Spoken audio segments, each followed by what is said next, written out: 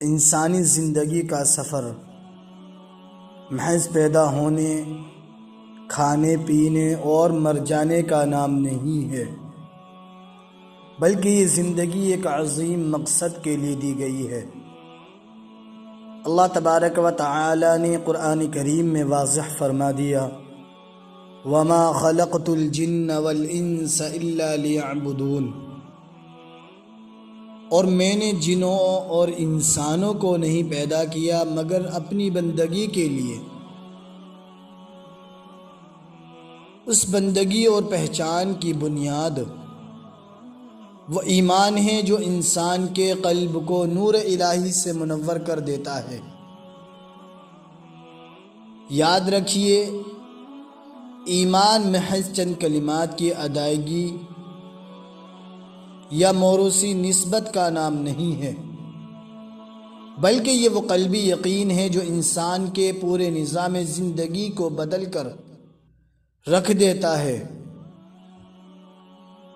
دنیا میں انسان کے پاس مال و دولت، جاہ و منصب اور مادی آسائشیں کتنی ہی کیوں نہ ہوں، اگر اس کا دامن ایمان کی دولت سے خالی ہے تو کائنات کا سب سے بڑا مفلس اور غریب انسان ہے۔ ایمان کی اہمیت کا اندازہ اس بات سے لگایا جا سکتا ہے کہ دنیا کی ترقی انسان کو آرام تو دے سکتی ہے، لیکن حقیقی اطمینان قلب صرف اللہ کے ذکر اور اس پر کامل ایمان سے ہی نصیب ہوتا ہے۔ اور کل قیامت کے دن جب تمام دنیاوی سہارے ٹوٹ جائیں گے، تب صرف ایمان ہی اللہ کے غضب سے بچاؤ اور جنت کے حصول کا ذریعہ بنے گا۔ عزیز دوستو، اللہ تعالیٰ نے کائنات کی ہدایت کے لیے بے شمار انبیاء بھیجے، لیکن دین کی جو آخری اور مکمل شکل محمد الرسول اللہ صلی اللہ علیہ وسلم پر نازل ہوئی وہ اسلام ہے۔ اللہ تعالیٰ کا فرمان ہے، ان الدین عند اللہ الاسلام، بے شک اللہ کے نزدیک دین حق صرف اسلام ہے۔ اس آیت مبارکہ سے واضح ہوتا ہے کہ نجات کا مدار کسی خاص فلسفے، شخصی نظریے یا انسانی ساختہ ضابطوں پر نہیں، بلکہ خالصتاً اللہ کے سامنے سر تسلیم خم کر دینے پر ہے۔ اسلام وہ جامع نظام حیات ہے جو انسان کو اللہ سے جوڑتا ہے اور اسے جینے کا سلیقہ سکھاتا ہے۔ لیکن میرے بھائیوں، آج ہم جس دور میں جی رہے ہیں اسے سائنسی اور مادی ترقی کا دور کہا جاتا ہے۔ بلا شبہ انسان نے سمندروں کی تہوں سے لے کر خلاؤں کی وسعتوں تک کو مسخر کر لیا ہے، لیکن اس ظاہری چکا چوند کے پیچھے ایک بھیانک تاریکی بھی چھپی ہوئی ہے۔ آج کی مادی ترقی نے انسان کو مشین بنا دیا ہے اور اس کی فکر کو مادیت کے قید کر دیا ہے۔ اس ماحول میں دو بڑے فتنے سانپ کی طرح پھن پھیلائے کھڑے ہیں۔ ایک تو یہ کہ اسلام دشمن قوت میڈیا، سوشل میڈیا اور تعلیمی نصاب کے ذریعے منظم طریقے سے ہمارے نوجوانوں کے ذہنوں میں اسلام کی حقانیت کے حوالے سے شکوک و شبہات کا زیر گھول رہے ہیں، اور دوسرا یہ کہ زندگی کی مصروفیت اور دینی تعلیم سے دوری کی وجہ سے بہت سے نوجوان نادانستہ طور پر الحادی نظریات، ایتھیزم کی لپیٹ میں آ رہے ہیں۔ وہ اس سمجھنے لگے ہیں کہ شاید مذہب قدیم دور کی کوئی یادگار ہے جس کا جدید دنیا سے کوئی تعلق نہیں۔ لہٰذا آج کے اس پرفتن دور میں سب سے پہلے اس بات کی ضرورت ہے کہ ہم اپنے اور اپنی نسلوں کے ایمان کی حفاظت کی فکر کریں، کیونکہ یہی وہ اصل اثاثہ ہے جسے بچانا ہماری اولین ذمہ داری ہے۔ ایمان کی اہمیت کو سمجھنے کے بعد یہ جاننا نہایت ضروری ہے کہ وہ کون سے فتنے ہیں جو اس متاع عزیز پر ڈاکہ ڈال رہے ہیں۔ موجودہ دور میں دو اصطلاحات بہت کثرت سے استعمال ہو رہی ہیں، الحاد اور ارتداد۔ اگرچہ ان کا نتیجہ ایک ہی ہے، یعنی دین سے دوری، لیکن ان کی نوعیت اور حملے کے طریقے مختلف ہیں۔ الحاد کا مطلب ہے اللہ تعالیٰ کے وجود کا انکار کر دینا، یہ دین کو محض ایک انسانی وہم اور من گھڑت قصہ قرار دے دینا۔ ملحد ایتھیسٹ جو ایتھیسٹ وہ شخص ہے جو صرف اس چیز پر یقین رکھتا ہے جو اسے نظر آتی ہے یا جسے وہ تجربہ گاہ میں ثابت کر سکتا ہے۔ وہ وحی، معجزات، فرشتے اور آخرت جیسی غیبی حقیقتوں کا مذاق اڑاتا ہے۔ اور یاد رکھیے، آج کا الحاد صرف یہ نہیں کہتا کہ خدا نہیں ہے، بلکہ عیسائزم کی شکل اختیار کر چکا ہے، جہاں سائنس کو معاذ اللہ خدا کا درجہ دے کر مذہب کو ترقی کی راہ میں رکاوٹ قرار دیا جاتا ہے۔ نمبر 2، ارتداد کیا ہے؟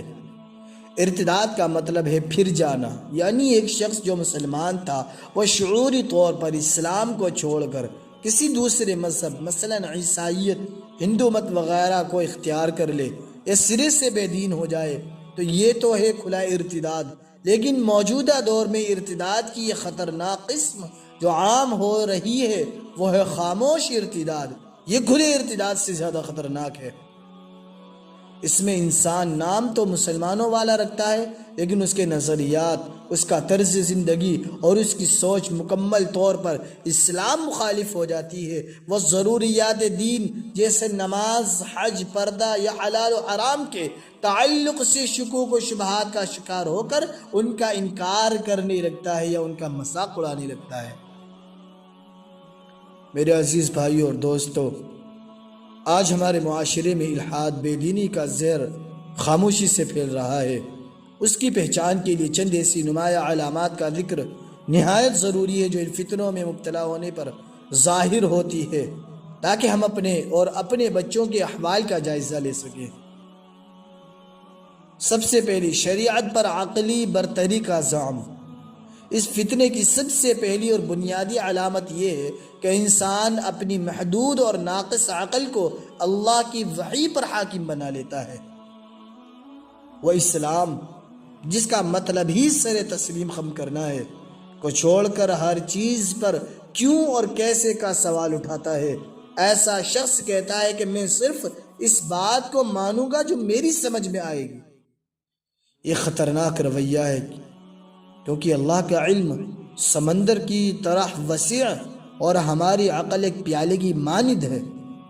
جب یہ لوگ اپنی چھوٹی سی عقل کے ترازو میں اللہ کے احکامات جیسے سود کی حرمت، پردے کا حکم یا وراثت کے قوانین کو تولتے ہیں اور وہ ان کی سمجھ میں نہیں آتے، تو یہ ان احکامات کو فرسودہ کہہ کر ماننے سے انصاف انکار کر دیتے ہیں۔ یہ دراصل اللہ کی خدائی کو چیلنج کرنے کا نام ہے۔ نمبر 2، اسلامی شعائر سے بیزاری اور شرمندگی۔ دوسری بڑی علامت یہ ہے کہ انسان کو اپنے اسلامی شناخت اور دینی علامات سے شرمندگی محسوس ہونے لگتی ہے۔ وہ احساس کمتری کا شکار ہو جاتا ہے۔ ایسے لوگوں کو اذان کی آواز شور لگنے لگتی ہے، مسجد جانے میں عار محسوس ہوتی ہے، چہرے پر داڑھی یا خواتین کے سر پر حجاب انہیں ترقی کی راہ میں رکاوٹ نظر آتا ہے۔ یہ لوگ دین پسند طبقے کو حقارت سے دیکھتے ہیں اور انہیں دقیانوسی، قدامت پسند مولوی مائنڈ سیٹ کہہ کر ان کا مذاق اڑاتے ہیں۔ یاد رکھیے، جب دل سے شاعر اسلام کا احترام ختم ہو جاتا ہے اور انسانوں کو مسلمانوں جیسا حلیہ بنانے میں شرمانے لگے، تو سمجھ لیجئے کہ ایمان کی شمع بجھنے کے قریب ہے۔ نمبر 3، تیسری علامت مغرب کی اندھی تقلید اور ذہنی غلامی ہے۔ ہمارے نوجوانوں کے ذہنوں میں یہ بات بٹھا دی گئی ہے کہ مغرب، یورپ و امریکہ کی مادی ترقی کا راز مذہب کو چھوڑ دینے میں ہے۔ وہ سمجھتے ہیں کہ اگر ہمیں بھی ترقی کرنی ہے تو اسلام کی احکامات کو خیر بات کہنا ہوگا۔ یہ لوگ مغرب کی ٹیکنالوجی لینے کے بجائے ان کی بے حیائی اور لادینیت کو اپنانے کو ماڈرنزم کہتے ہیں۔ وہ اسلامی تعلیمات کو موجودہ دور کے تقاضوں کے منافی اور فرسودہ سمجھتے ہیں۔ یہ سوچ دراصل ذہنی شکست خوردگی ہے، کیونکہ اسلام نے کبھی سائنسی ترقی سے نہیں روکا، بلکہ اسلام تو کائنات کو مسخر کرنے کا درس دیتا ہے۔ نمبر 4، مقدس ہستیوں کی توہین الحاد کی سب سے آخری اور بدترین علامت بے باکی اور گستاخی ہے۔ جب دل سیاہ ہو جاتا ہے تو انسان کا ادب اور احترام ختم ہو جاتا ہے۔ یہ لوگ تنقیدی سوچ اور آزادی اظہار رائے کی خوبصورت لیبل لگا کر اللہ رب العزت کی ذات، انبیاء کرام کی عصمت اور صحابہ کرام کے کردار پر کیچڑ اچھالنا شروع کر دیتے ہیں۔ یہ مقدس ہستیوں کے بارے میں ایسے الفاظ استعمال کرتے ہیں جو ایک عام شریف انسان اپنے باپ کے لیے بھی نہیں کر سکتا۔ یاد رکھیے، جب ادب ختم ہو جائے تو ایمان رخصت ہو جاتا ہے۔ یہ علامت اس بات کا ثبوت ہے کہ انسان ارتداد کی گہری کھائی میں گر چکا ہے۔ موجودہ صورتحال اور فکری الغار، آج کا دور تلوار کا دور نہیں بلکہ فکری جنگ کا دور ہے۔ دشمن اب ہماری جسموں پر نہیں بلکہ ہمارے ذہنوں پر حملہ آور ہے۔ سوشل میڈیا کے ذریعے فیس بک، یوٹیوب، انسٹاگرام پر ایسی ویڈیوز اور تحریریں پھیلائی جا رہی ہیں جو بہت معصومانہ انداز میں نوجوانوں کے دلوں میں اللہ کی محبت اور دین کی عظمت کو کم کرتی ہیں۔ اسی طرح بعض لبرل تعلیمی اداروں میں روشن خیالی کے نام پر مذہب پر سوال اٹھانے کو دانشوری سمجھا جاتا ہے، جس کی وجہ سے کچی عمر کے طلبہ ارتداد کی راہ پر چل پڑتے ہیں۔ میرے عزیز بھائیوں، الحاد اور ارتداد محض انفرادی گمراہی نہیں بلکہ ایک منظم سیلاب ہے جو ایمان کی بستیوں کو اجاڑ رہا ہے۔ اگر ہم نے ان فتنوں کی حقیقت کو نہ سمجھا اور ان کے سد باب کے لیے ٹھوس اقدامات نہ کیے تو ہماری آنے والی نسلوں کا ایمان شدید خطرے میں رہے گا۔ موجودہ دور میں الحاد، بے دینی کوئی اچانک پیدا ہونے والا واقعہ نہیں ہے بلکہ اس کے پیچھے کچھ گہرے فکری اور نفسیاتی اسباب ہیں جنہیں جاننا بہت ضروری ہے۔ پہلا سبب، بہت سے نوجوان یہ سمجھتے ہیں کہ سائنس نے کائنات کے تمام اسرار حل کر دیے ہیں اور اب خدا کے تصور کی ضرورت نہیں رہی، حالانکہ سائنس صرف یہ بتاتی ہے کہ کائنات کیسے کام کر رہی ہے، جبکہ مذہب یہ بتاتا ہے کہ اسے کس نے بنایا ہے اور کیوں بنایا ہے۔ اسے ایک مثال سے سمجھتے ہیں کہ اگر ہم ایک چلتی ہوئی گھڑی دیکھیں تو سائنس ہمیں اس کے پرزوں کی حرکت اور ان کے کام کرنے کے اصول کے بتائے گی، لیکن یہ کہنا کہ چونکہ ہم نے گھڑی کا نظام سمجھ لیا ہے اس لیے اس کا بنانے والا کوئی نہیں، ایک بہت بڑی عقلی غلطی ہے۔ کائنات کی خوبصورت تخلیق اور منظم نظام خود پکار رہا ہے کہ اس کا کوئی بنانے والا موجود ہے۔ دوسرا سبب کیا ہے؟ ملحدین کا ایک بڑا اعتراض یہ ہوتا ہے کہ اگر خدا ہے اور وہ رحیم ہے تو دنیا میں معصوم بچے کیوں مرتے ہیں، ظلم اور بیماریاں کیوں ہیں؟ اس کا جواب یہ ہے کہ اسلام کے نقطہ نظر سے یہ دنیا دار الجزا، بدلے کی جگہ نہیں بلکہ دار الامتحان، امتحان گاہ ہے، اور امتحان گاہ میں آسان اور مشکل دونوں طرح کے سوالات ہوتے ہیں۔ اگر دنیا میں صرف آرام ہوتا اور کوئی تکلیف نہ ہوتی تو صبر، ایثار، ہمدردی، شجاعت جیسی اعلیٰ انسانی صفات کبھی پیدا نہ ہوتی۔ نیز کامل عدل و انصاف اس دنیا میں نہیں بلکہ آخرت میں ہوگا، جہاں ہر مظلوم کو حق ملے گا اور ہر ظالم کو سزا۔ تیسرا سبب، کئی بار الحاد کا سبب کوئی علمی الجھن نہیں بلکہ اخلاقی پابندیوں سے فرار ہوتا ہے۔ انسان چاہتا ہے کہ وہ جو چاہے کرے، شراب پیے، زنا کرے، سود کھائیں، اسے ٹوکنے والا کوئی نہ ہو، حالانکہ حقیقی آزادی خالق کی بندگی میں ہے، نہ کہ خواہشات کی غلامی میں۔ ایک ٹرین تب تک تیزی سے سفر کرتی ہے جب تک وہ پٹری کی پابندی رہتی ہے، جیسے ہی وہ پٹری کی پابندی سے آزادی ہوتی ہے، اس کو آزادی ملتی ہے، اس کی تباہی شروع ہو جاتی ہے۔ اللہ کے احکامات انسان کو تباہی سے بچانے کے لیے، اسے قید کرنے کے لیے نہیں ہے۔ چوتھا سبب، خواتین کے حقوق، سزائیں، حدود، پردہ جیسے موضوعات پر مغربی میڈیا کے پروپیگنڈے سے متاثر ہو کر نوجوان دین سے متنفر ہونے لگتے ہیں۔ حقیقت میں ان اعتراضات کی بنیاد اکثر کم علمی یا غلط معلومات پر ہوتی ہے۔ اسلام نے عورت کو وہ حقوق دیے جو 1400 سال پہلے کوئی تصور بھی نہیں کر سکتا تھا۔ رہی بات سزاؤں کی تو اسلام کا نظام تعزیرات جرم کو جڑ سے ختم کرنے کے لیے ہے، نہ کہ صرف مجرم کو اذیت دینے کے لیے۔ جہاں جرم کی شرح کم ہوگی وہاں معاشرہ پر امن ہوگا۔ پانچواں سبب، بعض لوگ مسلمانوں کی پسماندگی یا بعض مذہبی افراد کے غلط رویوں کو دیکھ کر پورے اسلام کو غلط سمجھ لیتے ہیں، حالانکہ انصاف کی بات یہ ہے کہ اسلام کو مسلمانوں کے عمل سے نہیں بلکہ اس کی اصل تعلیمات قرآن و سنت سے سمجھنا چاہیے۔ جیسے اگر اناڑی ڈرائیور بہترین گاڑی کو دیوار میں مار دے تو یہ ڈرائیور کا قصور ہے یا گاڑی بنانے والی کمپنی کا؟ یقیناً ڈرائیور کا۔ تو مسلمانوں کی غلطیوں کا ذمہ دار اسلام کیسے ہو سکتا ہے؟ میرے عزیزوں، الحاد کے تمام اعتراضات سطحی ہیں اور عقل سلیم کے سامنے نہیں ٹھہر سکتے۔ ضرورت اس بات کی ہے کہ ہم اپنے نوجوانوں کو دفاعی کی کے بجائے تعمیری سوچ دیں، انہیں سوال کرنے پر ڈانٹنے کے بجائے محبت سے ان کی عقلی تشفی کریں اور انہیں بتائیں کہ اسلام ہی وہ واحد دین ہے جو عقل اور فطرت کے عین مطابق ہے۔ والدین کا کردار الحاد اور ارتداد کے اس سیلاب کے سامنے باندھنے کے لیے سب سے بنیادی اور مضبوط قلعہ گھر ہے، کیونکہ یہی وہ پہلی درسگاہ جہاں سے ایک بچے کے ایمان کی بنیاد پڑتی ہے۔ اس لیے والدین پر یہ بھاری ذمہ داری عائد ہوتی ہے کہ وہ گھر میں خوف اور جبر کے بجائے محبت و شفقت اور اپنائیت کا ایسا سازگار ماحول پیدا کرے جہاں بچے خود کو ظاہری طور پر محفوظ تصور کرے۔ اس ضمن میں سب سے اہم نکتہ بچوں کے ساتھ ایک گہرا دوستانہ تعلق استوار کرنا ہے، تاکہ ان کے متجسس ذہنوں میں دین یا عقائد کے حوالے سے ابھرنے والا ہر سوال، خواہ وہ کتنا ہی عجیب و پیچیدہ یا غیر روایتی کیوں نہ ہو، وہ کسی خوف اور جھجک کے بغیر اپنے والدین کے سامنے رکھ سکیں۔ یاد رکھیے، اگر والدین بچوں کے سوالات پر ڈانٹ ڈپٹ، سختی یا کفر کے فتوے صادر کریں گے تو وہ بچہ اپنی ذہنی تشفی کے لیے گوگل یا سوشل میڈیا پر موجود ملحدین کے گروہ کا رخ کرے گا، جو اسے بڑی ہمدردی کے ساتھ گمراہی کی گہری کھائی میں دھکیل دیں گے۔ اس فکری تربیت کے ساتھ ساتھ تربیت بذریعہ عمل بھی نہایت ضروری ہے۔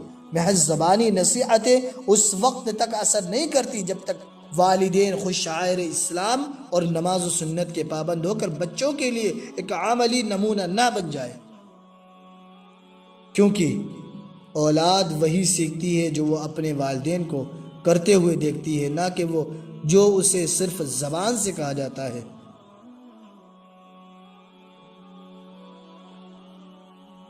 اللہ تعالیٰ سے تعلق تمام ظاہری تدابیر اور کوششوں کے ساتھ ساتھ سب سے اہم کام اللہ رب العزت کے ساتھ اپنے تعلق کو قائم کرنا، اس کی بارگاہ صمدیت میں ہدایت کی مستقل دعا مانگنا ہے، کیونکہ انسانی دل اللہ ہی کی دو انگلیوں کے درمیان میں ہے اور وہی انہیں جب چاہے پھیر دیتا ہے۔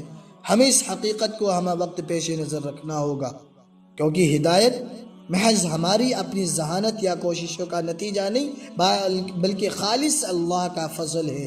اس لیے اس پرفتن دور میں جہاں جہاں قدم پر گمراہی کے جال بچھے ہیں، ہمیں اپنی اور اپنی اولاد کی ایمانی حفاظت اور استقامت کے لیے کثرت سے اس قرآنی دعا کا ورد کرنا چاہیے۔ ربنا لا تزغ قلوبنا بعد اذ ہدیتنا، یعنی اے ہمارے رب، ہمیں ہدایت دینے کے بعد ہمارے دلوں کو ٹیڑھا نہ ہونے دے۔ یہ دعا در حقیقت اللہ کے سامنے اپنی بے بسی اور اس کی قدرت کا اعتراف ہے، جو ہمیں یہ پیغام دیتی ہے کہ ہم کتنے ہی بڑے عالم یا دانشور کیوں نہ بن جائے، اللہ کی تائید و نصرت کے بغیر اپنے ایمان کو سلامت رکھنا ممکن نہیں۔ لہٰذا ہمیں ہر لمحہ اللہ سے وابستہ رہ کر اپنے اور اپنی آنے والی نسلوں کے لیے خاتمہ بالخیر اور صراط مستقیم پر ثابت قدمی کی التجا کرتے رہنا چاہیے۔ اللہ تعالی ہم سب کے ایمان کی حفاظت فرمائے اور ہماری نسلوں کو اس فتنوں سے محفوظ فرمائے۔